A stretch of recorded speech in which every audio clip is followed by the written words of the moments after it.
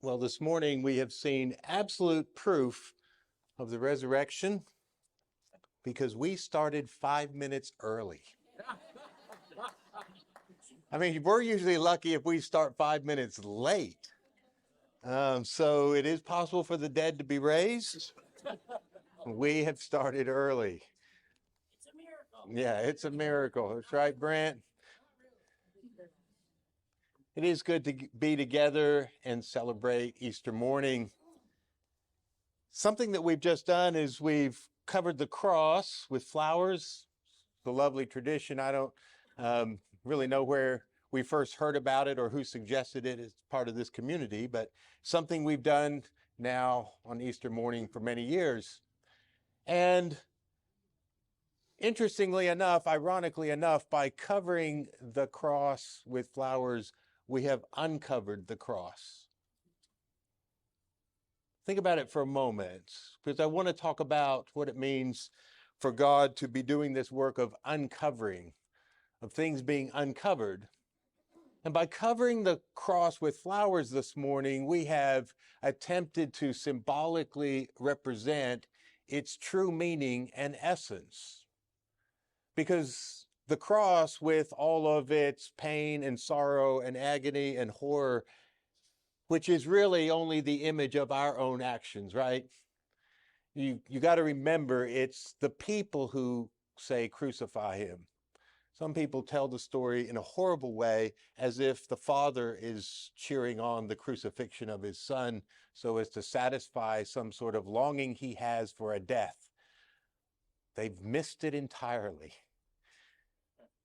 And so all the horribleness of the cross is simply a reflection of our capacity to hate and to use violence and to reject and somehow miss what is truly good. But by putting flowers on the cross this morning, we uncover its true meaning, its true nature, what it's really about. And it's beautiful. It's not horrible. And so this morning, as we think about the resurrection, I want to talk about how the resurrection is not a focus in and to itself, but a way of looking back at the cross with new eyes. That's what the resurrection's about. That's why the symbol of Christianity is not an empty tomb, but a cross. But a cross now understood in light of the empty tomb. That's the point. Without the empty tomb, you might think the cross represents, well, the victory of hate, the victory of violence and death, that goodness always loses in the end, that Billy Joel is right. Only the good die young, right? But what the empty tomb is telling us, it's saying, as much as it might appear to be that evil wins in the end every time, the empty tomb points back to the cross and says, no, that's not the reality of what's happening there. That's not how we view it. And when we place ourselves before the cross and focus on what it is that this symbolizes as the very heart of our faith, it is the revelation, the uncovering of something that would not have been seen apart from the drama that we talk about this weekend. So the passage I've decided to speak on, because it's one that was suggested in the lectionary, is this passage that Scott just read for us from Isaiah 25. Let me go over it again, and we'll take it kind of a little by piece, little bit by little bit. Think about what the prophet Isaiah was saying. The way it begins, the Lord of hosts will prepare a lavish banquet for all peoples on this mountain. A banquet of aged wine, choice pieces with marrow and refined aged wine. This is where Jesus got his preference for talking about heaven, or however you want to phrase it, what is coming next, as a banquet, as a wedding party. That's the illustration he liked to use most of all. Hey, there's a wedding party and you're invited to it. In fact, everyone's invited. Everyone is invited to this party God is putting on. And this didn't originate with Jesus. He hears these strains of God putting on a lavish banquet for all peoples. Notice how Isaiah says it's for everybody. It's for all peoples. And probably what is being indicated, it's not just for this people group or that people group, this tribe, that nation. It's for everyone. And somehow Isaiah had this vision of what was going to happen. And so he was able to speak about it prophetically, saying, the future I see is that God is preparing a wonderful feast and he's inviting everyone in the world to it. Everyone on earth is invited to what he's doing. Isaiah says it's going to happen on this mountain. He's thinking about Mount Zion. He's thinking about Jerusalem. And despite in his day, Jerusalem had kind of lost its way and he had a lot of critical things himself to say about what was happening on the Temple Mountain, he could foresee that something new was going to happen and that this was going to be the feast prepared by God for all people. So that's where Jesus gets that language. That's why he talks about so many parables that have to do with a wedding or a feast of some sort. Continuing on, verse 7, and on this mountain he will swallow up the covering which is over all peoples, even the veil which is stretched over all nations. Now, Isaiah says that there's something that is covering us, and this is not covering us in a good way, right? Because sometimes you can talk about, in fact, we read not too long ago, fairly recently, that, being under the shadow of God's hand, that can be an image of God protecting you, guarding you, keeping you in his care. But this covering is not one that keeps us and guards us. This is one that keeps us from what is good. This is one that weighs heavy on us. Some translations will, instead of veil, say shroud, bring in that idea of a cloth used to wrap the dead.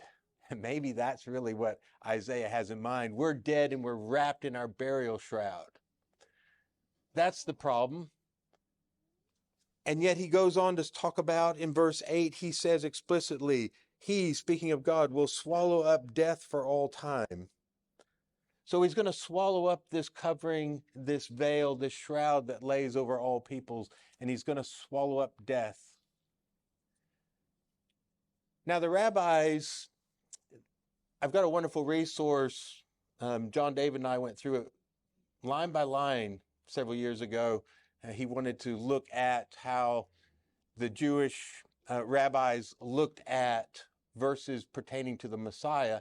And so there's this resource where it lists everything that some rabbi in some ancient manuscript used to refer to, a scripture and say, this is messianic. And this is one of them. Isaiah 25 verse 8 is a passage. It's talked about in the Talmud. Talmud is like commentary on the Torah, on the law. And they identify this verse 8 as talking about the messianic time. Now, it's interesting. There's nothing really said here about a Messiah per se, like an individual. But what the rabbis understood is some kind of nebulous idea of someone would come, a Christ, an anointed one, a Messiah, and he would enact a new age for God's people. And the rabbis pointed to this verse and said, in some way that has not yet been defined, that messianic time will involve death being no more. Now, if you try and put yourself in the position of those rabbis, you've got to feel for them, right? Because you can't work out the details. Like if we knew nothing of Easter, you could read this and say, something amazing is going to happen. How's it going to happen? Have no clue. When's it going to happen? No idea. What's it going to look like? Lost on me. There's just some vague references to a feast, a removing of this covering, this veil that overshadows us, and somehow death being removed. But what is that going to mean? But the rabbis pointed to this verse, talked about it. I think it's one of those verses that Jesus himself would have reflected on as he's trying to decide, what does it mean for me to be the Christ? like my mother told me I am. I don't think he had a special insight to all of that. His mother told him, you're the promised one. I think he listens intently to the scriptures, trying to figure out, what is this that I'm supposed to do? I bet he's familiar with this passage, not only with the feast, banquet, the wedding kind of party metaphor, but also this idea of death being swallowed up by God and what God was going to do. And then the way this passage ends, verse 9, the part that we read today, and it will be said in that day, behold, this is our God, for whom we have waited, that he might save us. This is the Lord for whom we have waited. Let us rejoice and be glad in his salvation. When I hear that verse 9, it makes me think that there's a kind of surprise. Like, this is the Lord. I mean, we've been waiting for the Lord, but this is him. In other words, maybe this wasn't exactly what we thought our God was going to be like. We were waiting for our God to somehow come and rescue us.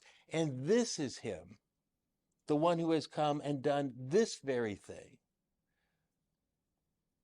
In other words, I think Isaiah could foresee that our ideas of God and what God will do are going to be challenged and, in fact, contradicted in the most wonderful way, because God will be more than we expected, doing things that we couldn't have imagined, and that we will in great shock say, this is the God we've been waiting for? ?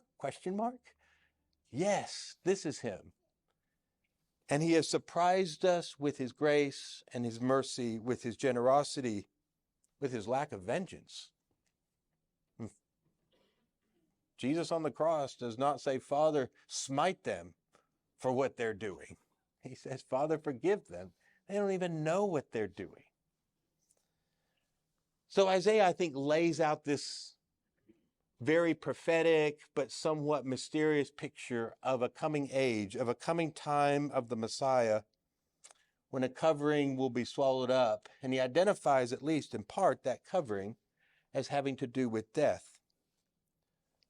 This language is picked up in Revelation by the Apostle John. Listen to Revelation 21. At the end of his revealing, that's what a revelation is, right? It's apocalypse. It's the unveiling, the uncovering of things. In other words, there's a connection between the very fact that John writes a book about uncovering and the Isaiah passage. But listen to what John says. And I saw the holy city, New Jerusalem, coming down out of heaven from God, made ready as a bride adorned for her husband. We're about ready to have a party, a wedding party. The groom is ready. Here comes the bride, the New Jerusalem, coming to the party, to the feast, and we're about to celebrate. And I heard a loud voice from the throne saying, behold, the dwelling of God is among humanity, and he will dwell among them, and they will be his people, and God himself will be among them, and he will wipe away every tear from their eyes, and there will no longer be any death. There will no longer be any mourning, crying, or pain. The first things have passed away. I know Revelation's a very difficult book. Sometimes in the past, we've tried to go through it, and it's so filled with references, allusions, explicit or implicit, to everything the prophets were saying. And unless you read it in that way, it sounds like a strange science fiction, scary novel, especially if you think it's about the future, and the future doesn't end with a party. But you can hear John picking up even the language of death being gone and tears being wiped away. He's picking up the language of Isaiah. And so this is very much what John understands to be the culmination of the Christian story. So what we're saying, what I want to say and get us to think about this morning, is how the empty tomb is speaking about the work of the cross. Because everything we're reading in Isaiah 25, whether it is the swallowing up of death, he talks about in Isaiah 25, the removing of the disgrace, of the reproach of God's people. All these things are not accomplished by the empty tomb, but they are accomplished by the cross. Right? It is not because of the empty tomb that our reproach, our disgrace is removed. It is not because of the empty tomb that death as a covering over all peoples is swallowed up. That happens at the cross. And the way that that is understood as happening is that Jesus enters into death to destroy death. He puts death to death. Not because he simply commanded it away, but he took it on and then rendered it utterly powerless. That's what Christ is doing on the cross. The empty tomb is pointing us back to the cross and to the work that was accomplished. In other words, the empty tomb is flowering the cross for us and saying, don't you understand? This is what happened on the cross. If we were to take away the covering over our understanding of the cross, what we would see is something glorious. As I said a few weeks ago, John presents it as the very throne of God, the throne of Christ, where he reigns, where he is glorified, the way in which he is lifted up and draws all men to himself. All people are drawn to him as he sits on his throne. When it is uncovered, that's what we see. A beauty that is intriguing and compelling. There's another way in which I want us to think about how the empty tomb points us back to the cross. Because only in light of seeing what God has done through Christ and his cross do we understand that our lives have been forever changed. Now, how do we understand that? We understand that because the tomb's empty, right? Because it says that was no accident, no mistake, no failure, but in fact, what it is that God was always wanting to show about himself. So we think about it this way. Jesus says, take up your cross. And we have to understand the cross well, or we're completely amazed and befuddled and confused about what he means, take up your cross. Right? We have to understand the cross in light of the empty tomb, so that when Jesus says, take up your cross, we understand, oh, this is something to live into, not something to shy away from.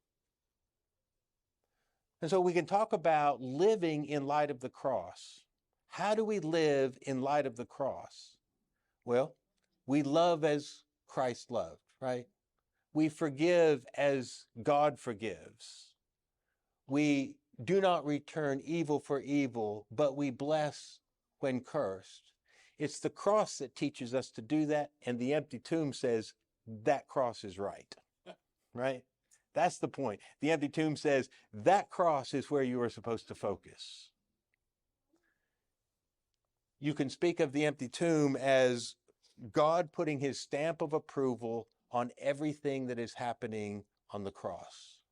It's God saying, amen to that. That's who I am. That's how I have always interacted with the world, as the one who is offering of self without holding anything back. I'm the God of the cross and always have been. So there's a sense in which what is uncovered is the very nature of God, right? A lot of things need to be uncovered. The reality of what the cross is needs to be uncovered for us, so we don't simply see it as something horrible. But the reality of God needs to be uncovered. And the covering, in one way I could read Isaiah and say, what is the covering that is over all peoples? It is their misunderstanding of who God is. Because inevitably, everyone seems to have this idea that God is, well, somewhat dangerous and you don't want to get on his bad side, right? It's the way I thought about God for years and years. And yet, isn't that a covering that covers all peoples? The idea that the gods are to be feared. And yet, in the cross and the empty tomb, that idea of God should be thoroughly removed forever. That covering should be gone. Your God is not one to be feared. Your God is one who, even if you kill him, loves you anyway. So take away that other covering, that sense that, well, I'm not good enough for God. I'm afraid that I can't please God. I think there's something else that might be uncovered by the story of the cross and the empty tomb. It uncovers who we are. It uncovers the nature of humanity. Because once again, not only do we often have this idea that God is one, though I'm told I'm supposed to love him, I find it very difficult because he seems very unlovable. Scary, in fact. But we also often have this idea of ourselves that we are irredeemably sinful, broken completely. Now, it's not to minimize the fact that we do many things that are misguided, mistaken, done in ignorance, as Jesus says. They're doing this in ignorance. But something is revealed about humanity when God, as a human, dies on the cross and is raised. Something is being said to us about the essential sacredness and redeemableness and glorification of the human, because it is as a human that Christ is glorified. Not because he's the only human who can possibly be swept up into the glory of God, but because all of us can be, right? It is in him we die and we are raised. It is in him that we overcome death, and it is in him that we are glorified. So the coverings that are being removed by the Easter event also have to do with how we think of ourselves. And I've come more and more to realize that I have not thought highly enough of the potential that God has placed within me as a human being. I've kind of been habitually given over to this sense of, I'm just so miserable. It's not to lessen the fact that I can be miserable, right? And how I behave and what I do to my neighbor. But there is a completely other kind of reality at work in each one of us. And I think the covering that is removed by the event of Christ's death, burial, and resurrection is any sort of idea that humanity by nature is estranged from God. No, humanity by its very essence is intended from all eternity to be united with God, to be one with God. And as humanity was united with God in the person of Jesus, so that is our future in him as well. That the outer part can be stripped away, all the parts that are not consistent, those can be taken away like chaff. And what can be revealed in you and in me and each one of us is the one who is created and intended to be in harmony and unity with God. We celebrate the cross as triumph because the empty tomb tells us it's a triumph. What the cross does, the empty tomb affirms. when we think of Easter, we think of really a singular event, the death, burial, and resurrection, as one event. God acting in the cross and God affirming it through the resurrection. And so we continue to be people of the cross, now and forever, in the grace of God. Amen.